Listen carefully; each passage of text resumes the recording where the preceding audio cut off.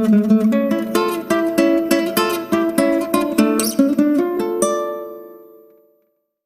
semuanya, selamat datang di Novel Time, selamat menikmati ceritanya, dan jangan lupa like, komen, dan subscribe. Sebenarnya Laras merasa bingung. Dia sudah dewasa, tetapi kenapa masih diperlakukan seperti anak kecil? Dia merasa tidak bebas. Bahkan ketiga kakaknya mau berebutan untuk menyeka rambutnya. Sasa, ujar sebuah suara yang dingin.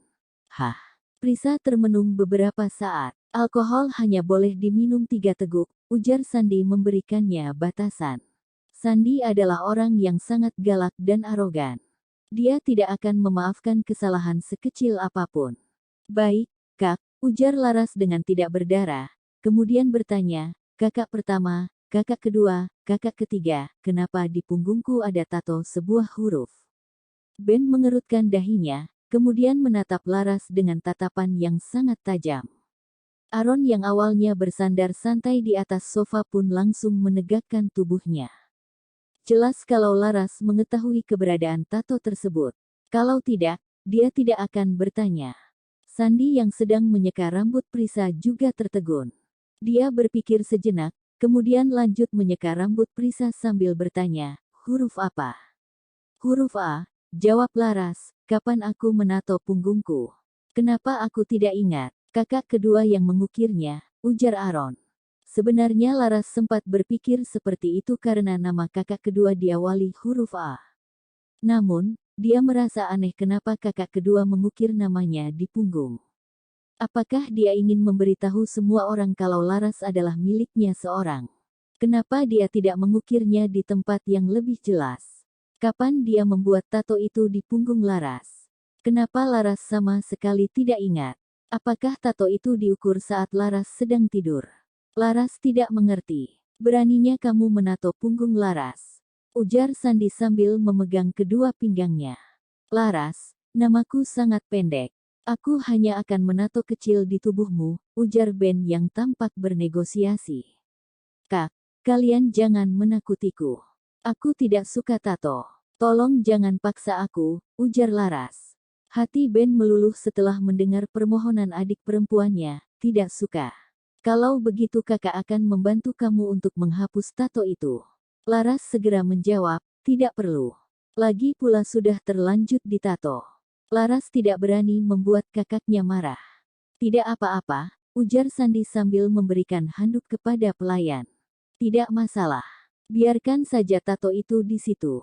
Sebenarnya tato itu tampak cukup bagus, ujar Prisa dengan sungkan. Laras tertegun sejenak. Dia seperti mengingat sesuatu. Sandi menatap Laras dengan tatapan dingin dan tersenyum. Dia tidak mengatakan sepatah kata pun. Pada malam hari Prisa tidur dengan tenang sambil memeluk boneka pausnya. Ketiga kakaknya sedang berada di dalam ruang kerja untuk merundingkan masalah besar. Tato itu harus dihapus, ujar Sandi dengan dingin, aku akan menghapusnya. Ben menjawab, aku orang yang bisa melakukan itu adalah aku. Aku adalah dokter. Aaron menatap kedua saudaranya, kemudian berkata, biarkan saja. Biarkan, tanya Sandi dengan wajah kesal. Ben mengerutkan dahinya. Dia tampak keberatan. Jika yang ditato itu bukan huruf A, kamu pasti tidak akan membiarkannya, ujar Ben. Memang, jawab Aaron. Mereka telah berdebat beberapa jam, tetapi belum menemukan kesepakatan juga. Laras adalah orang yang mudah bosan. Dia tidak bisa tinggal di dalam rumah dalam waktu yang lama. Dia bisa mati kebosanan. Laras sering pergi ke pelabuhan karena di sana terdapat banyak makanan laut. Dia memiliki makanan cukup di rumah, tetapi makan di luar rasanya akan berbeda. Jarak kota N ke Pulau Benua Barat cukup jauh. Bisa naik kapal maupun naik mobil. Keluarga Dominik membangun jembatan penyeberangan tersebut sebagai satu-satunya jembatan transportasi yang bisa dilalui. Hanya keluarga Dominik yang dapat melewati jembatan tersebut. Laras selalu pergi ke pelabuhan menggunakan kapal. Pulau-pulau yang dapat dituju dari dermaga itu sangat banyak. Terdapat banyak pulau wisata di sekitar sana. Dia bertemu dengan wisatawan yang berbeda setiap harinya. Tidak ada yang mengenali Laras. Laras duduk di sudut sambil menunggu udang yang telah dipesannya. Dia sangat menikmati pemandangan laut. Tiba-tiba tangisan seorang anak laki-laki memecah lamunan Laras. Laras menolehkan kepalanya.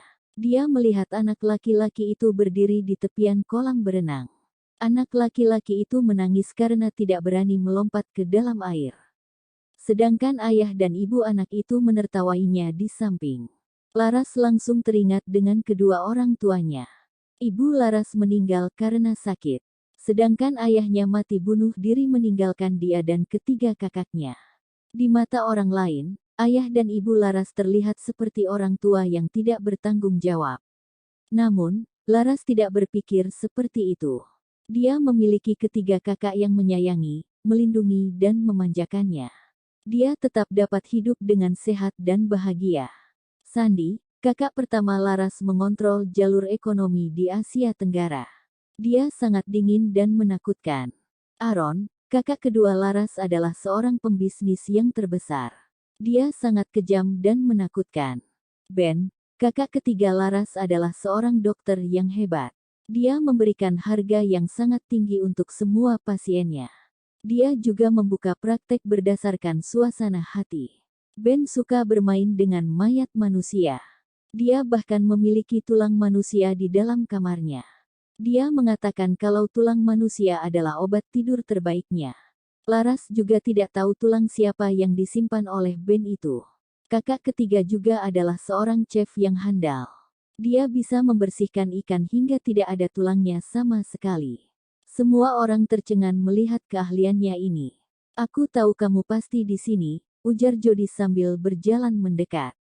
Dia sangat suka mengenakan pakaian berwarna netral. Jody memiliki tinggi 180 cm, lebih pendek sedikit dibandingkan kakak-kakak Laras. Ketiga kakak Laras baru berumur belasan tahun saat kedua orang tua mereka meninggal. Ayah mereka menitipkan ketiga putranya kepada asisten yang paling dia percaya, Jeffrey.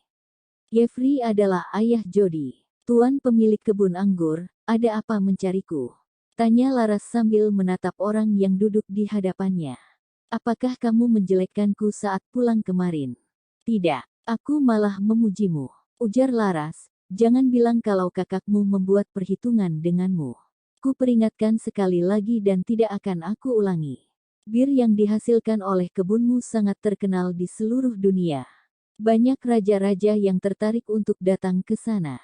Jika salah satu kakakmu menutupnya, pasti kalian akan rugi besar.